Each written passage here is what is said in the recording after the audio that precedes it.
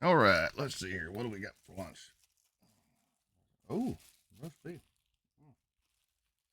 Mm. Oh, oh, I love my wife. Mm. Mm. Oh, hold up. I got a message here. Oh. Hello?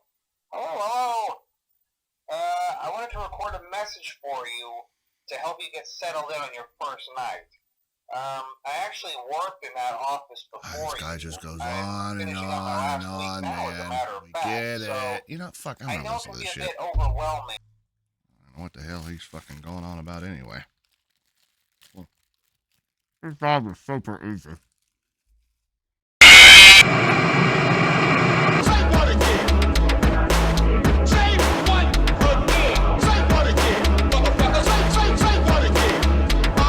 What's going on, Toller Team? And it is time. It's time. One of the most anticipated films of 2023, which just released in theaters yesterday, and then it simultaneously came out on Peacock, the streaming service. I don't know why they did the whole, why they released them at the same time, but they did. I don't make the decisions. But of course, I'm talking about Five Nights at Freddy's. Now, before I get into this, I got two things. Number one, I gotta give a shout out to my man Max. Max is the son of my two good friends up in Buffalo, New York, Robbie and Brooke, who I actually met at Halloween Horror Nights 30. So it's been a couple of years, but I know for a fact that Max is a huge fan of Five Nights at Freddy's. So Max, if you're listening, if you're watching, man, I really hope you enjoy the film, and get your dad to send me a video. I gotta know what you think once you get through seeing it. And then secondly, what's up, guys? Hi, I'm Toller Talks. I really appreciate all the support the channel has gotten, but I know for a fact, there's quite a few of y'all that are watching, and you haven't subscribed. So all I'm saying is I would really appreciate it. If you like what you see, if you like what you hear, subscribe. Maybe hit the little notification bell somewhere down in this little area, to make your pocket vibrate whenever my content comes out, which is a good thing for everybody. But anyway, you guys are not here for that. You're here for a review of Five Nights at Freddy's. Get into it. Five Nights at Freddy's is a 2023 film based on the video game series of the same name, directed by Emma Tammy and produced by Blumhouse, who, in case you haven't seen my Exorcist Believer review, they aren't really sitting well with me right now. But I've got to commend them here, because FNAF has been in development hell for 8 years? 8 whole ass years? It's been 84 years. It's taken to get this film to hit theaters after being announced. FNAF stars Josh Hutcherson as Mike, Elizabeth Lail as Vanessa, Matthew Lillard as Steve Raglan, and Piper Rubio as Mike's younger sister, Abby. Right off the top, I'm going to commend the production team, the special effects team. Everything was just stunning. From the opening scene, you feel like you're in the game, Five Nights at Freddy's.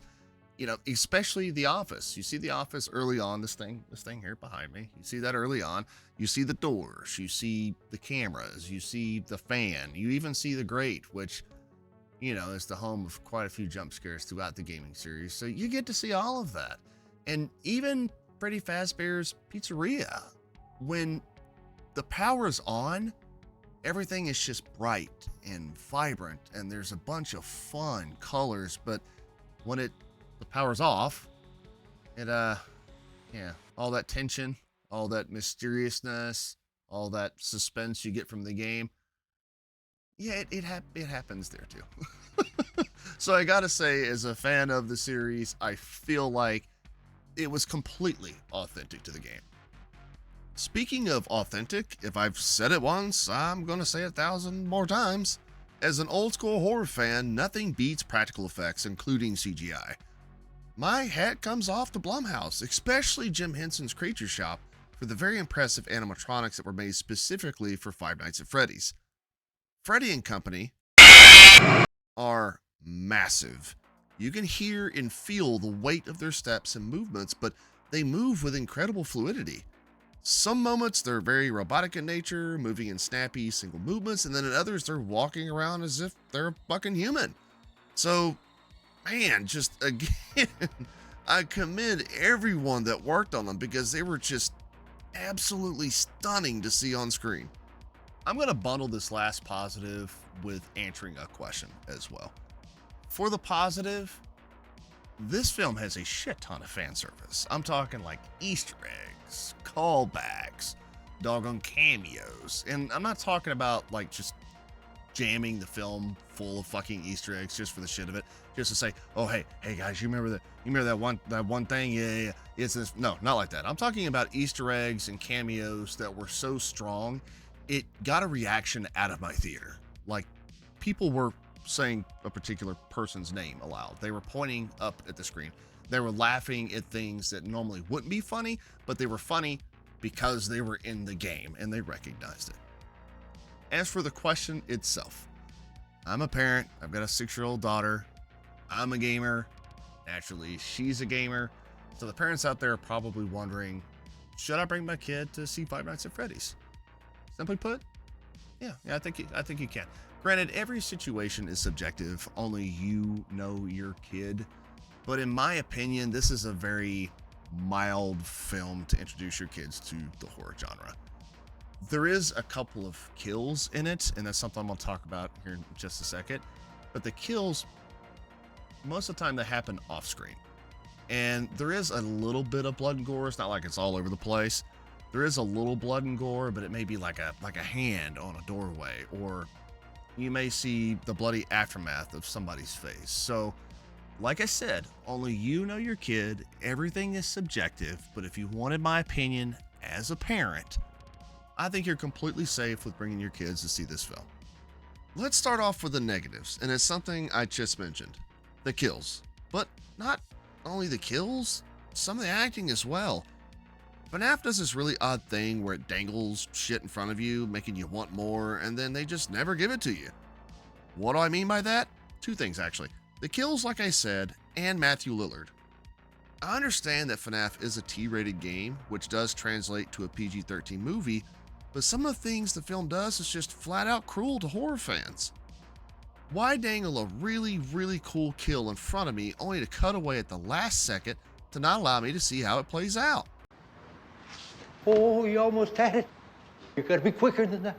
Either make it all happen off screen or have it all happen on screen. You go big or you go home, Blumhouse. Don't give me a really cool sequence and setup just to not show me the payoff. It was a big concern of mine walking into this thinking it was going to be very similar to what we got for Megan. Oh shit, here we go again. And it's very similar, albeit with a bit more justification. Secondly, Matthew Lillard, but not just the actor, the character he plays too. We don't get enough of him. You don't even have to be a fan of FNAF to get excited to see Lillard return to the horror genre, because holy fuck, we've missed him. I'll be right back, because you won't be back. I'm getting another beer. You want one? Yeah, sure. I'll be right back. And FNAF just underutilizes him as an actor, only having him on screen for maybe, and it's a big ass maybe, 10 minutes. That's it. And it's made exceptionally worse because the character he plays is so important to the lore of FNAF, and they just kind of gloss over that for whatever damn reason. Here's the last thing I'm going to say about the film, and I feel myself mentioning this way too often nowadays, and that's the writing. And didn't we just come off of a fucking writer's strike? Why were they striking for? It's no secret that modern day Hollywood can't write a good fucking script to save their life, at least for the most part. But no, with Five Nights at Freddy's, the story is simplistic enough, like it's kind of easy to get through. But I just felt like the team, they had this one story, which was this very deep, emotional, trauma-ridden storyline about our main character, Mike, and it's surrounding child abduction and just how he feels about that, just kind of, recollecting everything that happened. And then over here, you have the animatronics and their storyline, which is very cheesy. It's very, zany. I guess the word's like word zany. It's a lot less grounded than Mike's story. And I feel like the writers just didn't know how to mesh those two things very well. As in, there's going to be a couple of plot lines where you're just like, huh? And at the end of the film, there's still going to be a few questions that have been left unanswered. And like I said, it's not the biggest ordeal. It's not going to take away too much from the film, but it did kind of aggravate me. And if you're keen on seeing stuff like that, it's probably going to aggravate you too.